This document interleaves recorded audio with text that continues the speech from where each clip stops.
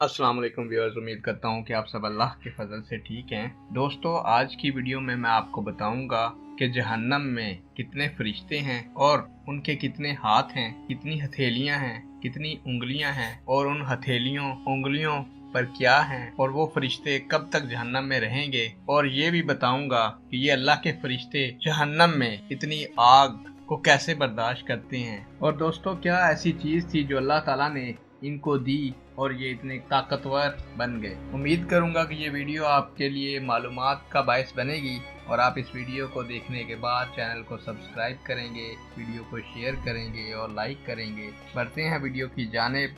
हज़रत अब्दुल्लाह बिन अब्बास रज़ियल्लाहु तआला अन्हो ने फरमाया, किस तरह एक सब्ज पत्थर का नाम है और नीचे सरा के दोज़ख को बनाया। इसमें एक सरदार कि इसको मालक कहते हैं और दोज़ख इसके ताबे है, और 19 फरिश्ते पैदा करके इनको मालक के ज़ेरे हुक्म किया। जैसा कि अल्लाह ताला ने फरमाया कि दोज़ख के अंदर 19 फरिश्ते हैं। दाहिने तरफ हर फरिश्ते के 70,000 हाथ हैं और बाहिने तरफ 70,000 हाथ, और हर हाथ में 70,000 हथेली और हर हथेली पर 70,000 उंगलियां और हर उंगली पर एक एक अज़दहा कायम है, और हर एक अज़दहे के सर पर एक एक सांप दराजी की।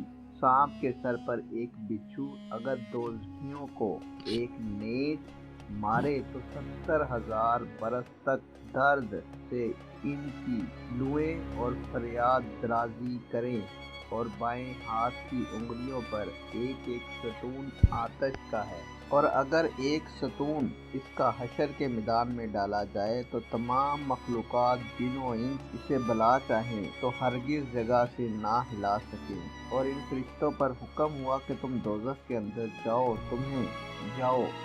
इन्होंने अर्ज़ की, खुदाया हम बखौफ आतिश और दोज़ख में नहीं जा सकते।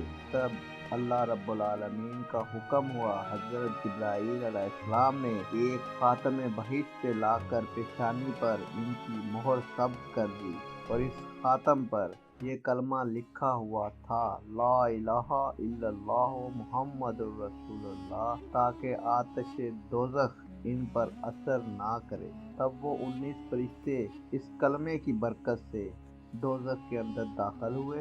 इस ज़माने से क़यामत तक दोज़ख के अंदर रहेंगे। उम्मीद करता हूँ कि ये वीडियो आपके लिए फ़ायदेमंद साबित हुई होगी। आपसे नेक दुआओं और तमन्नाओं के साथ इजाज़त चाहता हूँ। अल्लाह ताला आप लोगों का हामी और नासिर हो और आपकी तमाम दिली मुरादें पूरी फरमाए। अल्लाह हाफ़िज़।